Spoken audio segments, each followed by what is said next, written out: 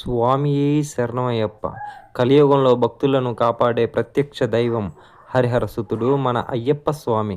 విష్ణుమూర్తి మోహిని రూపం, పరమశివుని తేజస్సుతో జన్మించిన ఆ మణికంఠుని అసలు కథ మీకు తెలుసా? ఈ వీడియోలో మనం అయ్యప్ప స్వామి జననం మరియు ఆయన శబరిమలలో ఎలా కొలువై ఉన్నారో తెలుసుకుందాం.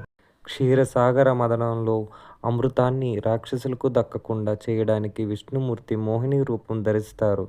ఆ మోహిని రూపాన్ని చూసి శివుడు పరవశించిపోతాడు. వీరిద్దరి తేజస్సుతో ధనుర్మాసం శనివారం పంచమి తిథి ఉత్తర నక్షత్రంలో అయ్యప్ప జన్మించాడు. అందుకే ఆయన్ని హరిహరసుతుడు అని పిలుస్తారు. తండ్రి శివుని ఆజ్ఞ ప్రకారం అయ్యప్ప పంపానది తీరంలో మెడలో మణిమాలతో శిశువుగా అవతరించారు.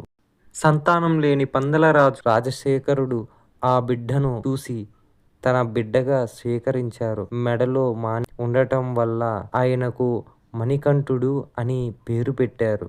రాక్షసి మనిషిని సంహరించడమే అయ్యప్ప జన్మ ఉద్దేశ్యం. తల్లి కోసం పులిపాలు తీసుకురావడం కోసం అడవికి బయలుదేరతాడు. అక్కడ మణికంఠుడు మహిషిని సంహరిస్తాడు. ఇంద్రుడిని పులిగా మార్చి ఆ పులిపై పందాల రాజ్యానికి తిరిగి వస్తారు. మణికంఠుడు తన అవతార ఉద్దేశం పూర్తయిందని చెప్పి శబరిమలలో కొలువై ఉండాలని నిర్ణయించుకుంటారు. పరశురాముడు ఈ ఆలయ విగ్రహాన్ని ప్రతిష్ఠించారని పురాణాలు చెబుతున్నాయి.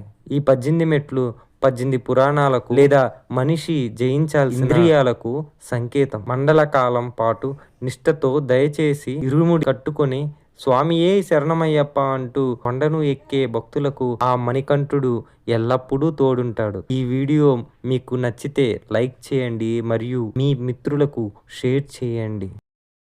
లోకా సమస్త సుఖినో భవంతు. స్వామియే శరణమయ్యప్ప.